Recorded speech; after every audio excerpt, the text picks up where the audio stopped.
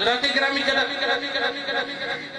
ایک طالب علم ہوتا ہے، اس کے اندر صلاحیتیں ہوتی ہیں، اس کے اندر کمالات ہوتے ہیں، اور ان کمالات کو، ان صلاحیتوں کو پالش کرنے والا استاد ہوتا ہے، اور استاد جتنا قابل ہوتا ہے اس کا طالب علم میں اتنی صلاحیتوں کو وہ پالش کرتا ہے، اس کے اندر اتنی کمالات بخش دیتا ہے۔ حضرات کرام قدر، پر ایسا کوئی نہیں ہوتا کہ طالب علم 100 ہو، پڑھانے والا ایک استاد ہو، اور 100 کے 100 کے پاس A+ گریڈ ہو، اور وہ پڑھے لکھے سارے اعلیٰ ہوں اور سارے قابل ہوں۔ یہ نہیں ہو سکتا۔ ان میں سے کچھ لوگ ہوں گے، کچھ طالب علم ہوں گے جو 10% ہوں گے یا 20% جن کی A+ گریڈ آئیں گے، کسی کا A گریڈ ہوگا، کسی کا B گریڈ ہوگا۔ پر یاد رکھنا، میرے آقا علیہ السلام جو پہلی یونیورسٹی قائم کی تھی، اس کے شاگرد جو تھے وہ سارے اتنے قابل تھے کہ اللہ نے انہیں گارنٹی دی، کہا رضی اللہ عنہم ورضوا عنہ۔ وہ اتنے صلاحیتیں جو تھیں ان کی پالش کی گئی، ان کے اندر اتنا کمال لایا گیا تھا کہ ان کے استاد نے اعلان فرمایا تھا، کیا فرمایا تھا؟ اصحابی کن نجوم، میرا صحابی ستارے کی مانند ہے، اقتدیتم، تو اقتدا کرتا جا، اہتدیتم، تو ہدایت پاتا جا۔ حضرات گرامی قدر، استاد شاگرد کو پالش کرتا ہے، اس کے اندر کمال بخشتا ہے، اور میرے آقا علیہ السلام نے ہر شاگرد کے اندر یہ کمال بخشا تھا کہ قیامت تک جو جس کی اقتدا کر پہنچے گا وہ ہدایت پایا ہے۔ اور دوستو، استاد میں کمال ہوتا ہے، پر استاد کے انداز مختلف ہوتے ہیں۔ کوئی استاد فقط ظاہر کو منور کرتا ہے، اور کوئی ایسا استاد ہوتا ہے جو ظاہر کو بھی منور کر دیتا ہے، باطن کو بھی منور کر دیتا ہے۔ اور وہ جو ظاہر کو منور کرنے والا ہوتا ہے، اس کی ابتدا صرف و نحو سے ہوتی ہے، پھر آگے آگے جا کے اس نے فقہ پڑھنی ہوتی ہے، حدیث پڑھنی ہوتی ہے، تفاسیر پڑھنی ہوتی ہے۔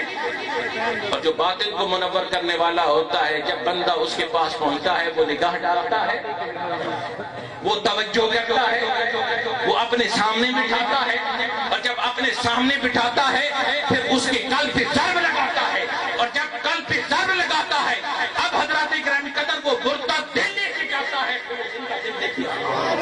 نعرہ تکبیر، نعرہ رسالت، آستانہ علیہ بھور شریف۔ یاد رکھنا میرے بھائیو، اللہ والا جب بھی آیا ہے وہ کافر مٹانے نہیں آیا، جب بھی آیا ہے کفر مٹانے۔ حضرات گرامی قدر، اللہ والے کافر نہیں مٹایا کرتے، کفر مٹایا کرتے، دلوں کے زنگوں کو دھو دیتے ہیں، اپنی توجہ کرتے ہیں، کیفیات بدل دیتے ہیں، احوال بدل دیتے ہیں، انداز بدل دیتے ہیں، پھر حضرات گرامی قدر اپنے سامنے بٹھا کے اس کی اصلاح کرتے ہیں، اور اس کے دل کی جو کیفیات ہیں وہ بدل کے رکھ دیتے ہیں۔ اب اسے ایسا بنا دیتے ہیں، وہ جہاں بھی پھرتا رہتا ہے پھر کیا ہوتا ہے، جہاں وہ بیٹھا رہتا ہے اس پہ ایسا پکا رنگ چڑھا دیتے ہیں، کچا رنگ للانے والا چڑھتا رہتا رہتا، عشق تیرے دا رنگ محمد دے کدی نہ چڑھیا، پھر وہ رنگ چڑھا دیتے ہیں۔ دوستو یاد رکھنا، اللہ والے ہمیشہ کفر ہی مٹایا۔ ایک بات بتاؤں آپ کو، مولا علی کے سامنے ایک کافر آیا، اور جب کافر آیا تلوار ہاتھ میں، اور جب تلوار ہاتھ میں لے کے آیا تو اس نے وار مولا علی نے وار کو روکا، اور جب وار کو روکا تو بدلے میں اب مولا علی نے وار کرنا، اور جب وار کرنا تھا مولا علی نے وار کیا۔ آپ کو پتا ہے لا فتح الا علی، لا سیف الا علی جیسا کوئی فاتح نہیں ہے، اور اس کی تلوار جیسی کوئی تلوار نہیں ہے۔ اس نے جب وار کیا تو کافر کے ہاتھ سے تلوار چھوٹی، زمین پہ گر گئی۔ اب وہ نہتا تھا، اب حضرات گرامی قدر مولا علی تلوار چلائیں تو کافر کٹتا ہے، نگاہ چلائیں تو کفر کٹتا ہے دوستو۔ اور اللہ والے کبھی کافر مٹانے نہیں آتے، کفر ہی مٹانے آتے۔ اب مولا علی نے تلوار اٹھا کے اس کے ہاتھ میں دی، کہا برابر میں مقابلہ ہوتا ہے۔ بس حضرات کرام قدر اب وار کی ضرورت نہ تھی، اب نگاہ کی ضرورت تھی۔ نگاہ جو ڈالی اس کافر کی کہ جو ہے زبان پہ کلمہ چاہتا۔ اللہ والوں نے یہ ایسے اسلام پھیلایا ہے، ان کا کردار یہ تھا، اور یہ کردار کہاں سے سیکھا ہے؟ اس استاد عالی جسے اللہ نے فرمایا ہے یعلمہم الکتاب والحکمہ، جو علم بھی لے کے آیا ہے، حکمت بھی لے کے آیا ہے، اس سے سیکھا ہے نا دوستو۔ آپ تجھے لے جاؤں طائف کی وادی میں، وہاں طائف کی وادی ہے، جب مصطفیٰ وہاں پہنچے پتھر لگے، زخموں سے چور چور ہو گئے، جوتے تر ہو گئے۔ فرشتہ حاضر ہوتا ہے اور آ کے کہتا ہے اجازت ہو تو پہاڑوں کو ملا دوں؟ مصطفیٰ کہتے ہیں کیا ہوا، انہوں نے مجھے نہیں پہچانا، ان کی آنے والی نسلیں تو پہچان لیں گے۔ اب مصطفیٰ وہاں کہتے وادی ہے پہاڑوں کو ملا دیں تو کافر کٹتا تھا۔ مصطفیٰ کافر مٹانے نہیں آیا تھا، مصطفیٰ کفر۔ جب مصطفیٰ پاک نے دس دیا کہ میں کافر مٹانے نہیں آیا، کفر مٹانے آیا ہوں، کہا فرشتے لوٹ جا، پہاڑوں کو نہیں ملانا، نہیں ہو پہچانا تو کیا ہوا، ان کی آنے والی نسلیں تو ایمان لے آئیں گے۔ یہ درس ہے مصطفیٰ پاک کا۔